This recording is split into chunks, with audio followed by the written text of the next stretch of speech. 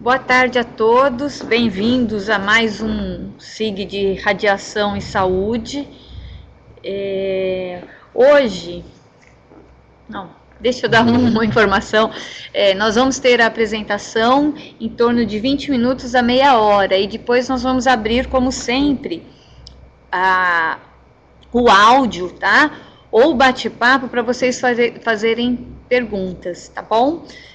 Hoje o palestrante é o professor Miguel Ângelo Vale Bastos, ele é aqui do IEM, responsável pela divisão de produção de radiofármacos desde 2004. A formação dele é em Química pela UF, que é a Universidade Federal Fluminense, aqui do Rio, e ele tem mestrado em Engenharia Nuclear pela COP. Tá? Então, vocês também, durante a apresentação, vocês podem ir anotando as dúvidas, eu vou aqui anotando desse lado, no fim vocês podem fazer, ou eu também vou lendo aqui pelo bate-papo e vou fazer as perguntas para o professor Miguel. É uma boa palestra e eu volto a falar com vocês no final. Boa tarde.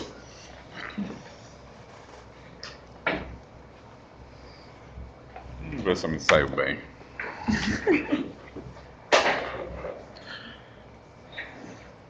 Bom, boa tarde a todos. Primeiro de tudo, quero agradecer pela oportunidade de conversar um pouco sobre produção de radiofármacos e radioisótopos, né? Eu botei essa produção de radioisótopos em destaque, por quê? Porque isso aí como é a nossa matéria-prima para a produção dos radiofármacos. Então, isso é um produto muito importante e onde é o início de tudo, né?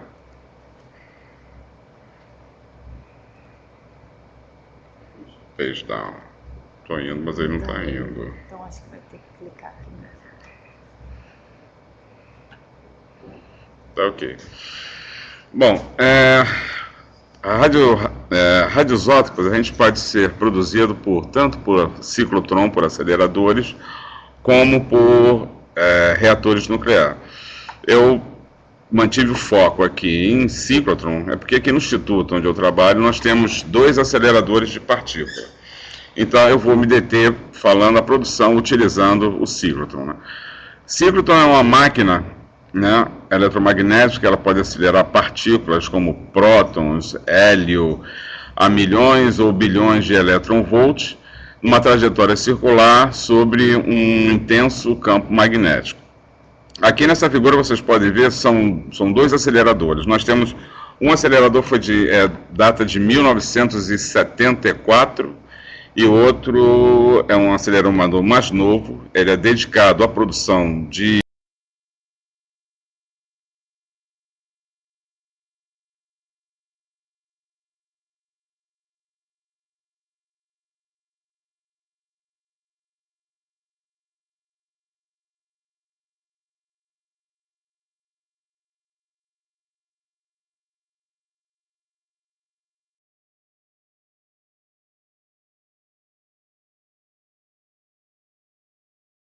que é uma... Iniciar o compartilhamento também. Será que não foi isso aqui não? Esbarrou. Será? Não sei. Agora parece que... Não. Tá. Desculpa, gente, caiu aqui o sinal da rede root. Hoje ele tá meio fraco. Aí, eu passei aqui também agora. Aí, siga. Vamos voltar com a palestra do professor Miguel. Tá gravando? Tá. Bom, continuando. Esse ciclotron que está nesse slide à esquerda, ele é a mesa de controle do nosso acelerador CV28. É um acelerador que foi instalado aqui em 1974.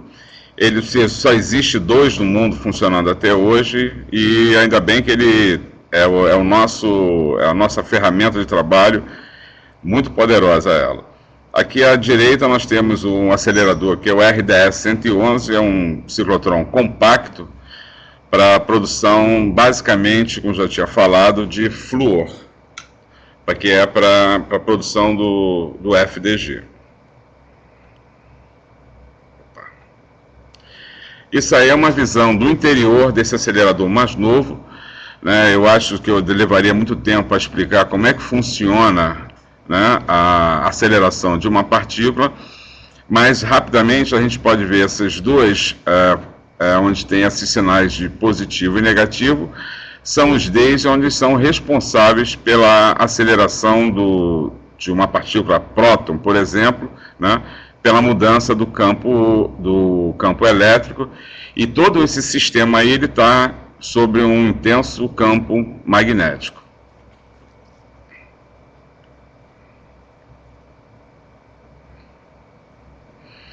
Bom, cada reação nuclear para a produção de um determinado radionuclídeo tem uma energia limiar bem definida, que é a barreira coulombiana. Isso aí é a forma gráfica de a gente escrever uma reação nuclear, que é basicamente a gente trabalha aqui irradiando, por exemplo, o cádmio 111 com prótons, que foi acelerado no ciclotron, né? Quando acontece a reação, existe a emissão de um nêutron, produzindo o o índio 111, que é o nosso núcleo produto. E é com esse daí que a gente vai, por exemplo, esse daí que a gente vai trabalhar para a produção de um determinado radiofármaco.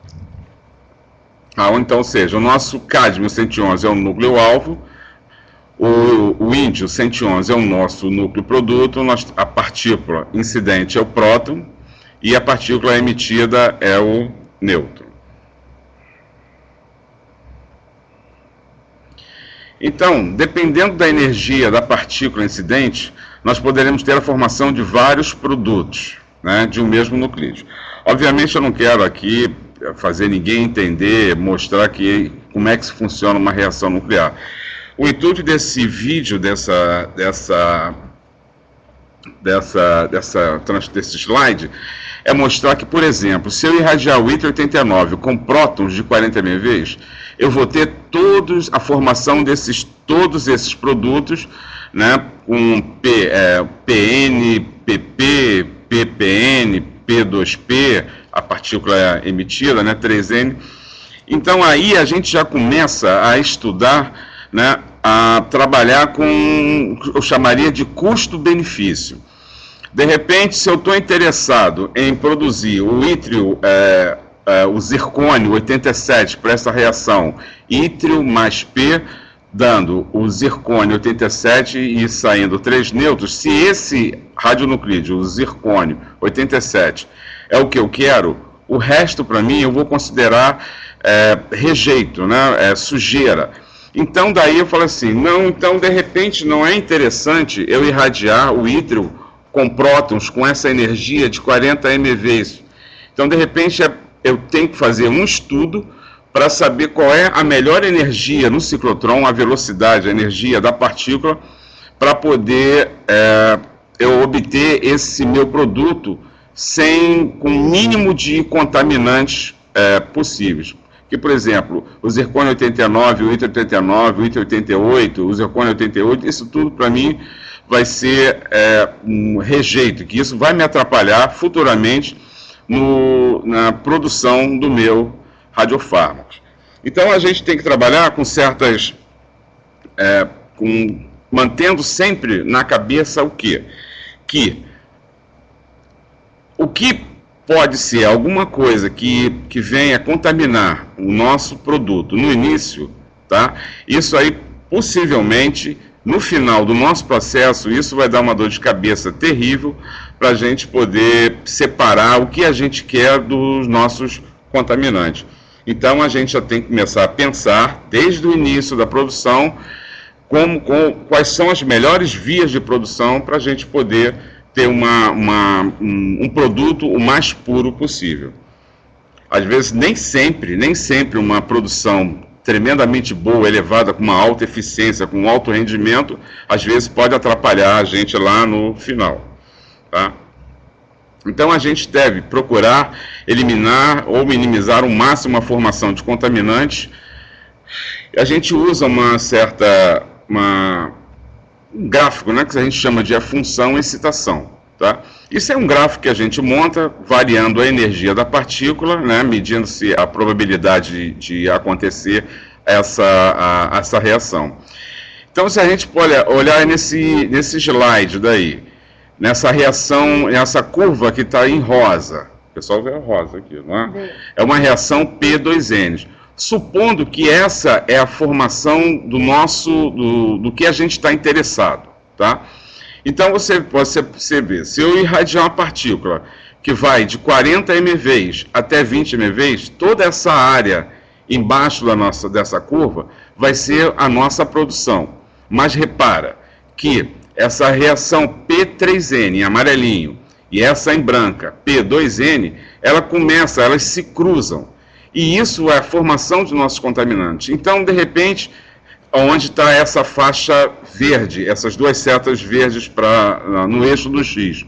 Então, de repente, seria até melhor a gente trabalhar nessa faixa de 33 até perto de 25 MeV, e nós teríamos um produto mais puro. Perderíamos, a produção seria minimizada? Sim, claro, porque você vê que essa área daqui entre 33 até 40, a gente perderia essa área de produção, isso a gente jogaria fora.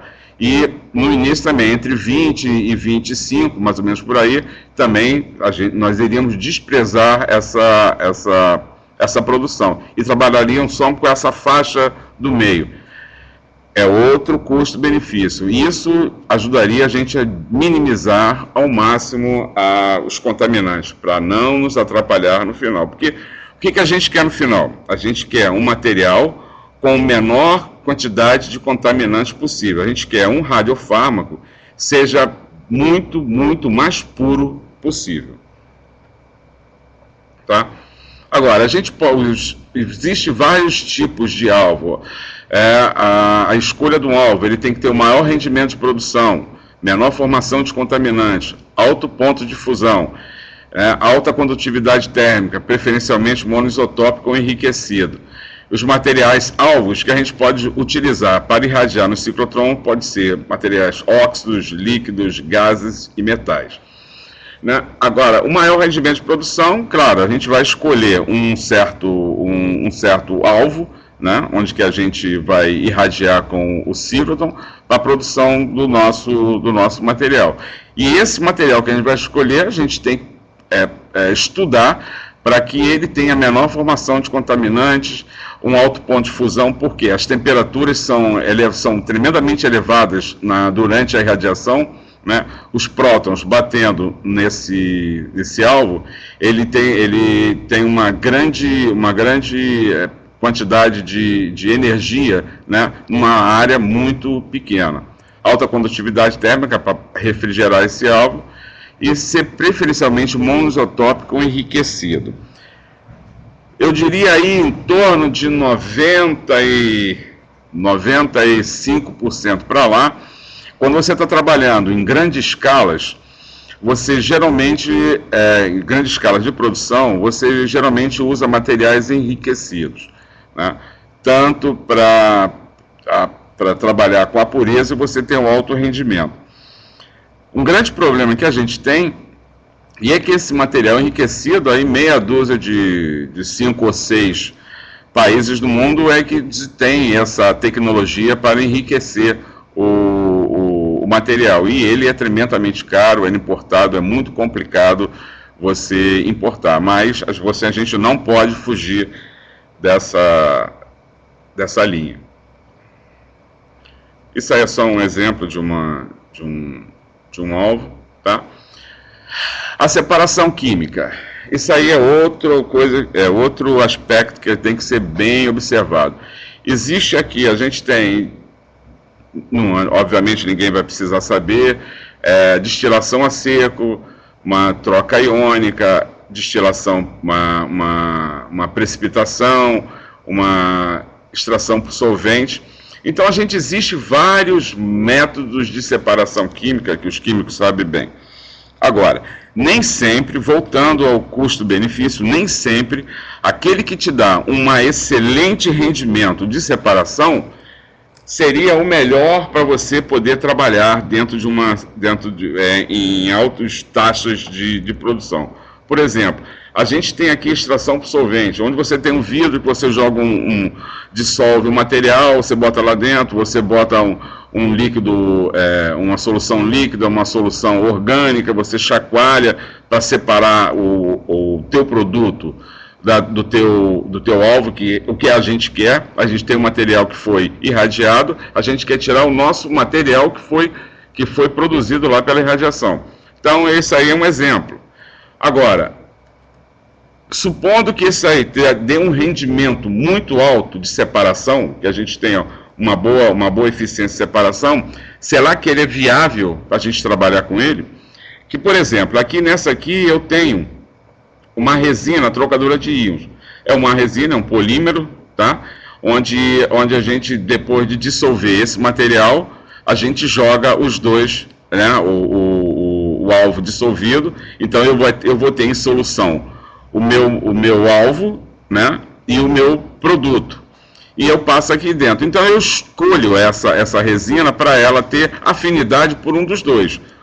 E vai deixar passar o outro. E isso é um modo de a gente poder separar o nosso produto. Agora, se a gente olhando esse novo slide daqui, e vamos supor, voltando um pouquinho, vamos supor que o rendimento de separação dessa segunda método de separação seja menos eficiente do que esse aqui. Então, obviamente, né, assim, por sentimento, bom, eu vou escolher esse daqui que tem o maior rendimento de separação.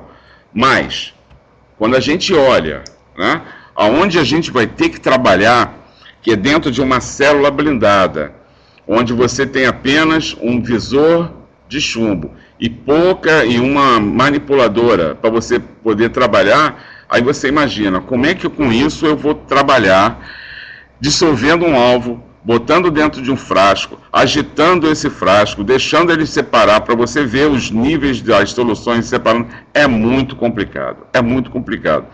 Mesmo ele tendo um bom rendimento de separação, de repente seria muito mais viável você utilizar uma resina trocadora de íons, como eu mostrei aqui anteriormente. Essa aqui é onde você dissolve a solução, joga aqui dentro, e essa resina daqui, ela vai ser a responsável pela separação.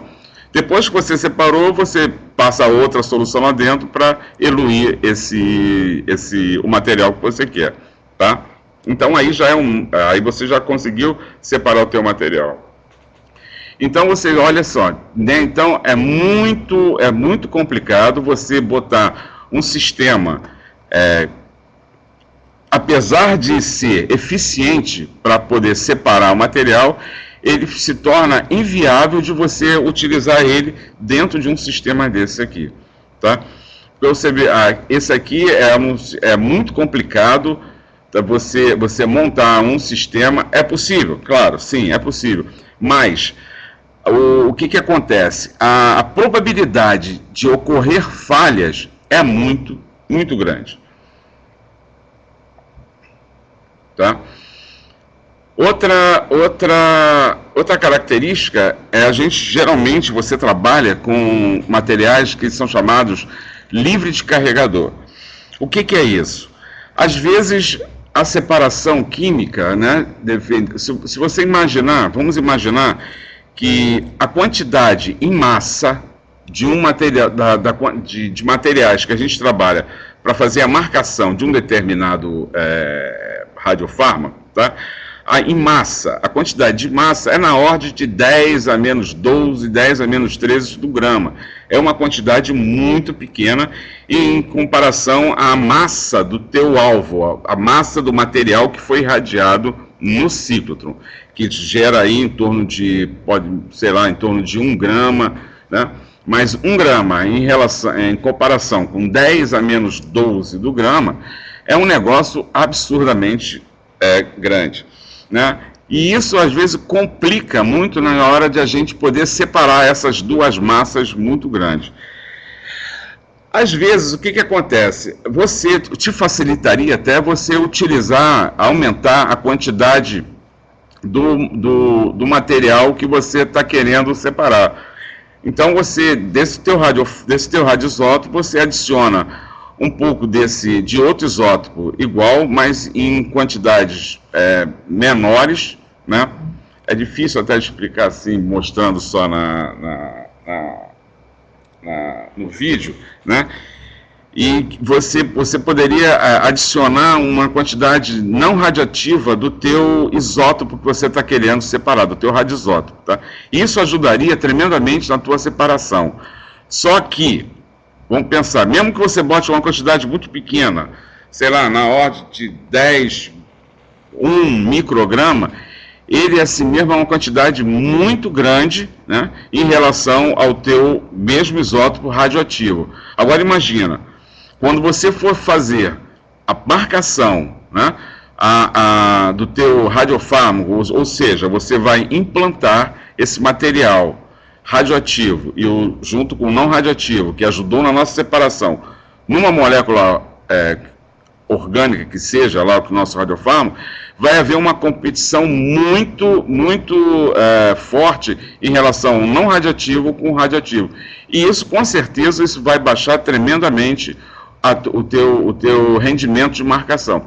Por isso que nenhum elemento inativo do radioisótopo deve ser adicionado ao processo para não haver uma competição quando de uma futura incorporação do radioisótopo em uma molécula. Tá? Vamos falar um pouco dos traçadores radioativos, né? Existem várias aplicações na medicina, laboratórios, na indústria. Nós temos as fontes de radiação, que ela não entra em contato com o meio biológico, são essas bombas de cobalto, de sédio para fazer radioterapia, tá? Elas estão situadas a alguns centímetros ou metros do material. Ou se elas são introduzidas no paciente, nós temos aqui, elas estão dentro de um invólucro, né? Que são chamadas bracterapias, dentro de agulhas de rádio, né, dentro de agulha de platina iridiada, né. A gente pode usar essas fontes para destilação, para medir a densidade de líquidos. Em fábricas que eu já visitei, que tinha leite condensado, eles tinham fontes de radiação, onde eles mediam a variação da densidade do leite condensado, do produto, ou lá o que seja, né. Irradiação de alimentos, onde você tem uma fonte com uma taxa de dose muito alta, onde você passa ela para o material sob essa fonte para poder esterilização. Tá? E os traçadores, né? O radioisótopo é incorporado ao meio biológico. Alguns critérios de escolha desse radiofármaco eu poria aí, ele tem que ter uma emissão entre 100 a 300 keV, né? A radiação gama preferencialmente, ter uma vida curta, para não poder aumentar a taxa de dose, e obviamente ele tem que ter afinidade pelo órgão. Um exemplo, se eu estiver estudando a tireoide do paciente, claro que eu daria o iodo para ele. Se eu quiser estudar o coração, né, do paciente com iodo, não adianta eu dar iodo puro. Eu tenho que incorporar ele em uma molécula, por exemplo, meta-iodo-benzilguanidina, para essa molécula que ela tem afinidade pelo coração. Então, eu faria um estudo com iodo, mas no coração, pela marcação de meta-iodo-benzilguanidina com o iodo. Tá? Isso aqui é um exemplo de gerador, que o IPEM utiliza muito, onde você tem o molibdênio, decai para o Tecnesse, e esse é mandado para o hospital, e aqui você tem um material onde o molibdênio fica dissolvido e você elui, né, o Tecnesse, de tempos em tempos. Eu não sei se dá para enxergar muito bem aí. Isso aí é a produção que a gente tem aqui no Instituto, né, produção de iodo CM23 através de um sistema chamado Sistema Kypros, tá? É um sistema alemão que a gente conseguiu com um projeto da Agência Internacional de Energia Atômica. Então, se vocês puderem olhar, ele é um sistema bem complicado, ele é muito robusto, ele já está funcionando aqui há... quantos anos? 17 anos, né? Ele já está aqui há 17 anos funcionando. A gente faz uma manutenção com os alemães, periodicamente, de 2 em 2 anos, e ele é um sistema tremendamente confiável e bem robusto. Para a produção do iodo 123, se a gente olhar aqui, a gente parte do xenônio 124, que é um gás enriquecido, tremendamente caro, né? E isso tem que ser importado para conseguirmos a produção. Explicar aqui é muito complicado explicar um sistema desse. Passei 2. Agora, atualmente, o que está mais, vamos chamar assim, em moda, né, são os radioisótopos de meia-vida curta, que são utilizados em tomografia por emissão de pósitron, o PET. A gente tem o carbono 11 com 20,4 minutos, oxigênio 15 com 2 minutos, nitrogênio com 10 minutos e o flúor com 110 minutos. Todos esses são passíveis de você fazer marcação de moléculas. Mas, como você já sabe, existe um fator chamado a meia-vida, que é um fator muito, como eu diria, um fator muito complicador desse sistema, que você fazer uma reação, uma separação, um controle de qualidade com material que em 20,4 minutos ele já caiu a metade, né? Olha que o oxigênio 15, com 2 minutos, então é um negócio muito complicado. Atualmente a gente trabalha com marcação do flúor desoxiglucose com o flúor 18, que ele tem em torno de 110 minutos de meia-vida, então ele te dá uma certa liberdade para você poder marcar, fazer as purificações, os controles de qualidade. Agora, a utilização dele é muito cara, né? E geralmente você precisa de ciclotron próximo ao hospital.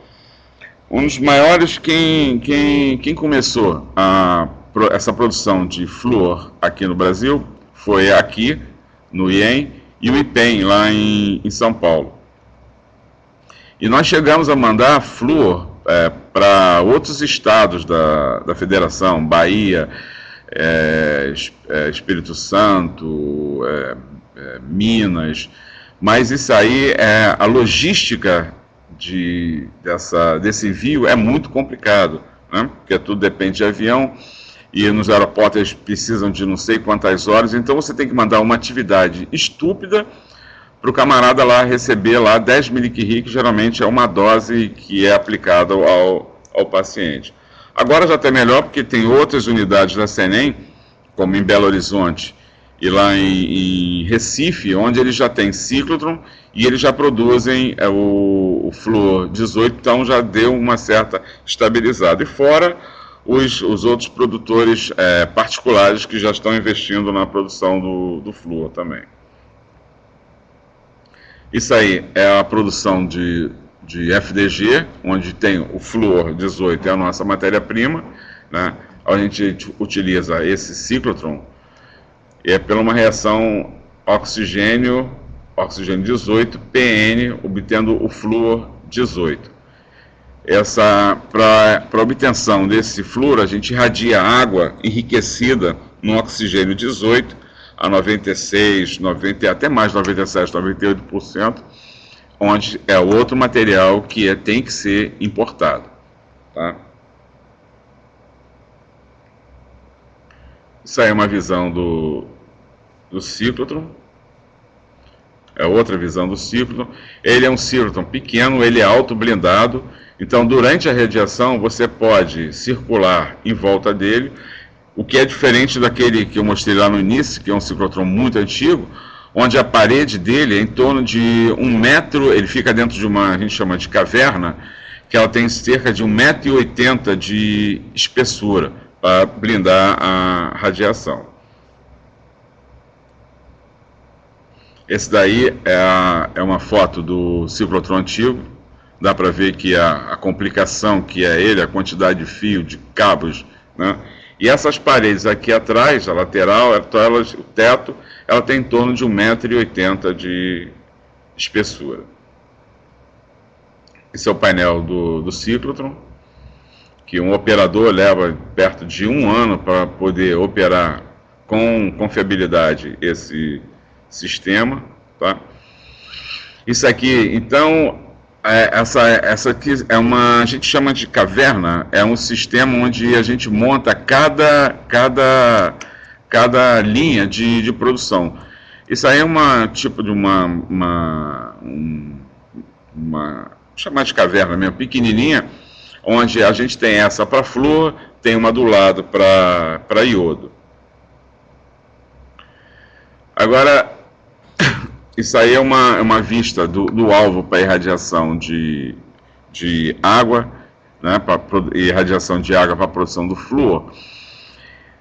Porque eu lá no início eu falei um pouquinho atrás aí que essa temperatura durante a radiação pode atingir até em torno de 900, 800 graus. Aqui a gente está irradiando água. Água que... Os slides não estão aparecendo. Desculpa. Nada. Está no slide 23.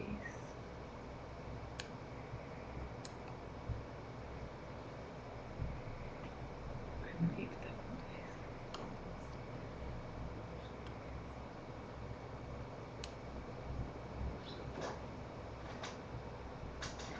Um pouquinho que eu estou convertendo de novo o arquivo.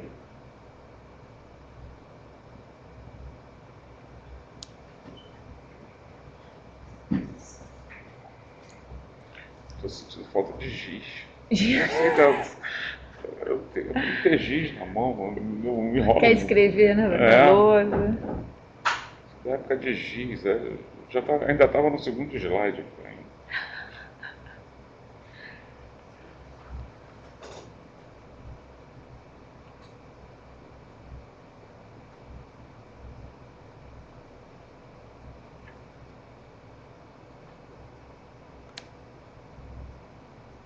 Deixa eu passar devagar, né?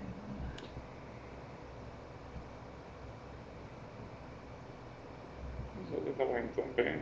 É.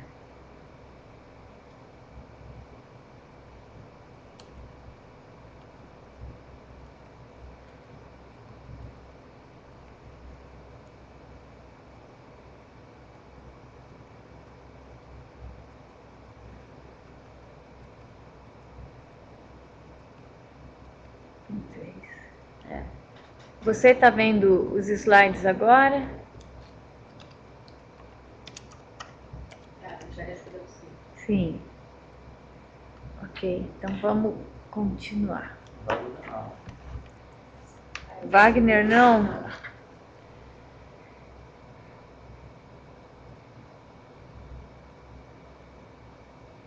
Thiago, sim. Wagner.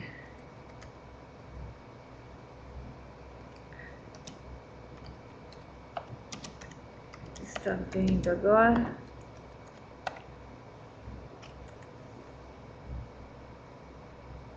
Wagner.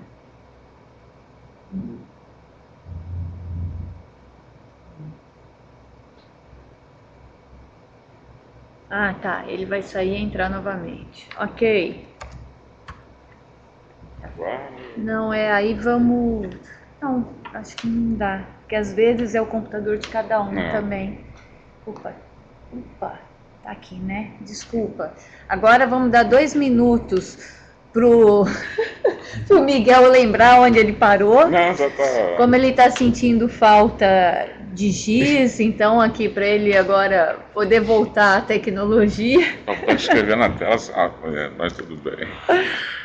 Vamos ver. Pode ir? Tá. Então, eu botei só essa slide aí para mostrar a complicação que é, né? Onde você vê, como eu falei há um tempinho atrás, a temperatura que pode atingir um alvo durante a radiação é 600, 700, 800 graus, dependendo da corrente, que é a quantidade de partículas por segundo que está batendo no teu alvo, né? E aí a gente está irradiando água, que ferve a 100 graus. Então a gente tem que ter um sistema de refrigeração, né?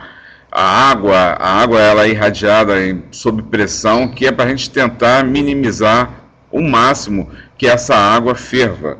Então, só para vocês terem ideia de como é complicado, né, uma irradiação desse tipo de material. Bom, aí depois nós temos a água irradiada, onde nessa quantidade de água, sei lá, vamos pensar aí em torno de 1 ml, a gente tem os nossos poucos flúor, né, radioativo nessa água. Então a gente, utilizando essa água, a gente vai fazer, propriamente dito, a marcação do nosso radiofármaco.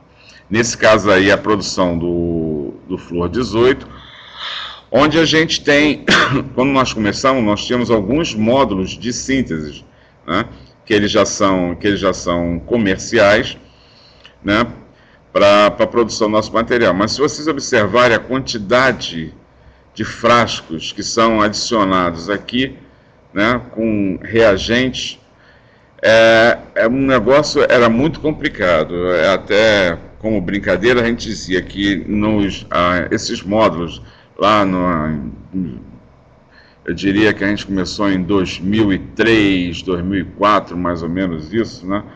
Então a gente, quando botava esse módulo para funcionar, que a gente estava começando a produção de flúor, ele tinha um botão só que você apertava. Então você apertava esse botão, ajoelhava no chão e rezava para sair flúor no final. Era uma tristeza. Normalmente não saía, né? Um sistema era muito complicado, porque esse é um tipo de reação muito, muito delicada. É muito qualquer. Agora você vê, para ter uma ideia, a gente irradia a água entra no processo, tá? E se tiver alguma água durante a síntese não ocorre. Então é um sistema tremendamente complicado, onde você entra com a água, você tem que reagir ela com outro material, evaporar todinho, para depois você continuar as reações, onde o flúor ficou capturado em uma outra molécula, tá? Para depois você transformar ela no FDG. Então qualquer umidade que ficasse no sistema, realmente o rendimento de produção caía para 1%, 2%, era terrível. Aí nós fomos evoluindo com o tempo. Vou voltar aqui. Então nós fomos evoluindo. A evolução não está boa.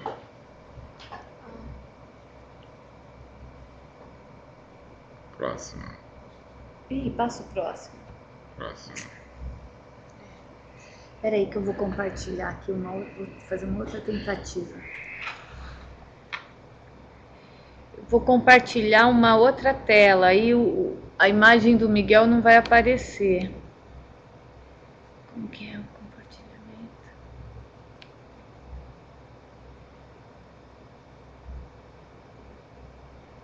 Adicionar novo compartilhamento.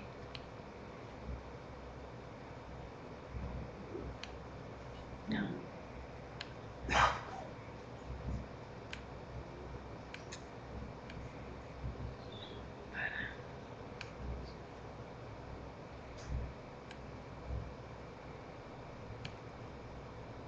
Aqui, agora deixa eu ir lá e compartilhar essa tela.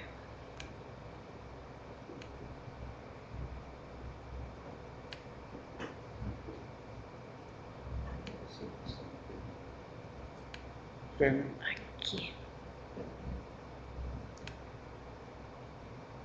Se quiser um pouco mais também tem assim, né, que aparece inteiro, assim.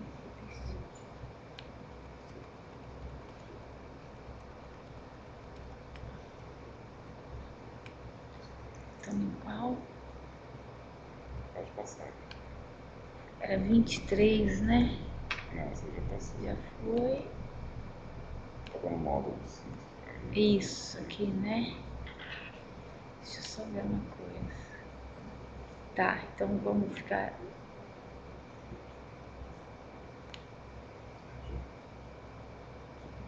então é isso aqui.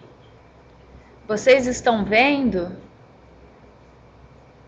Só que eu não liguei o outro. Wagner está digitando.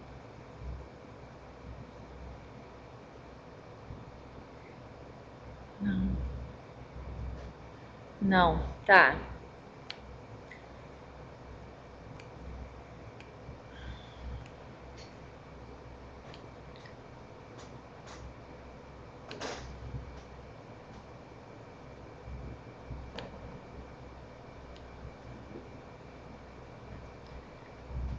Ocorreu um erro.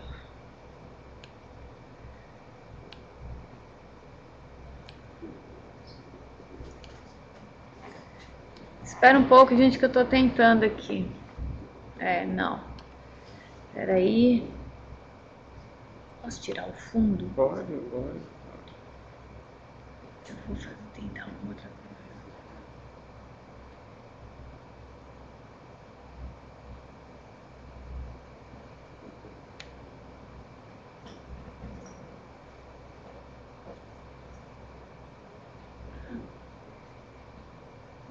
Peraí, vou tentar esse agora.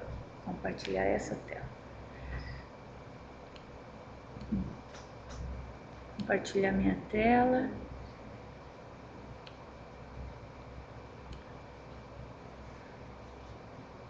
Vocês estão vendo o PPT?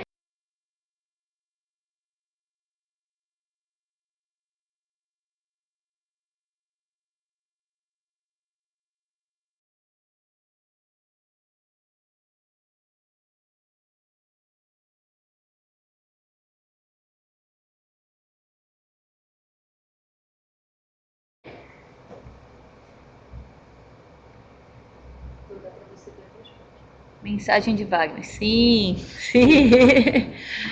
Então aí dá para passar por aqui mesmo. Vamos ver. O software é mais inteligente que a gente.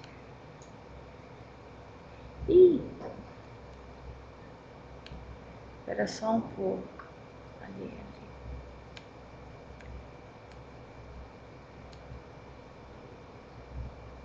Estava aqui. Era ali, né? Aqui? Não, pode passar. Pode.